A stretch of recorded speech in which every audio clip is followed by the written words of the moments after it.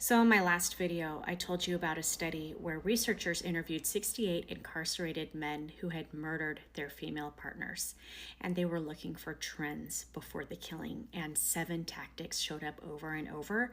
None of them involved hitting her. They were isolating her, gaslighting her, restricting her ability to work, vilifying her support system, building male alliances, controlling her body, and cutting off her health care. So the question is, if this system isn't trained to see any of this, how do you catch it? This is the framework that I built, and it's called the control code filter, and there are 4 signals to look for. So the frame is the pretty packaging, the socially acceptable wrapper that the control gets delivered inside. So each one of these 7 tactics arrives dressed up as something else. Isolation gets dressed up as, I just want us to have our own life. Restricting her work gets dressed up as, I want to take care of you. Controlling her body is wrapped up as, I'm worried about your health. And cutting off her health care is wrapped as, these doctors don't know what they're talking about, but I do. Building male alliances get wrapped up as, the guys agree with me on this. That is the frame, and the wrapper is not an accident. It's the entire reason the control works. So strip the packaging off, and what's underneath it is pure entitlement. Nobody would tolerate the entitlement in its pure form. So if it gets dressed up as love, as protection, as leadership, as concern, then it's tolerable. So if you find yourself defending him to other people by quoting the wrapper, that's the frame doing its job. It's doing its job on you, for him, and on everyone watching. So the next signal is the function. It's what the sentence is doing and not what he's saying. The frame is the wrapper. The function is what's actually inside it.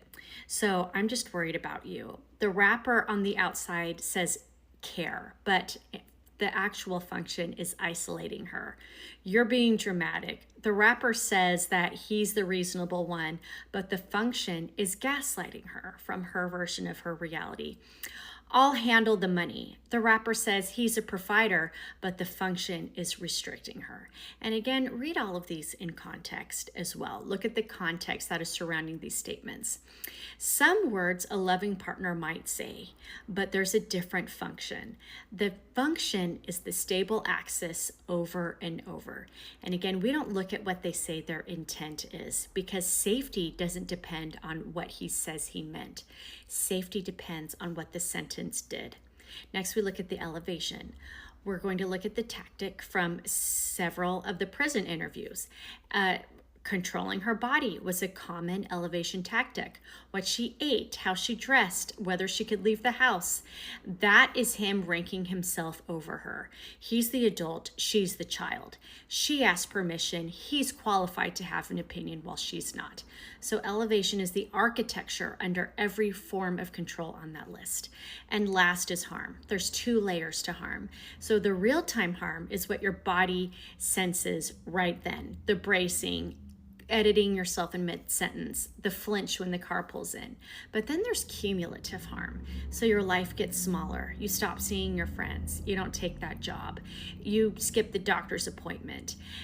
All of these. One is the smoke alarm, and the other is the burn scar, but both are the evidence. So we look at frame, function, elevation, and harm. The frame is the wrapper, the function is what it does, the elevation is the rank it enforces, and harm what it costs you in the moment and over the years.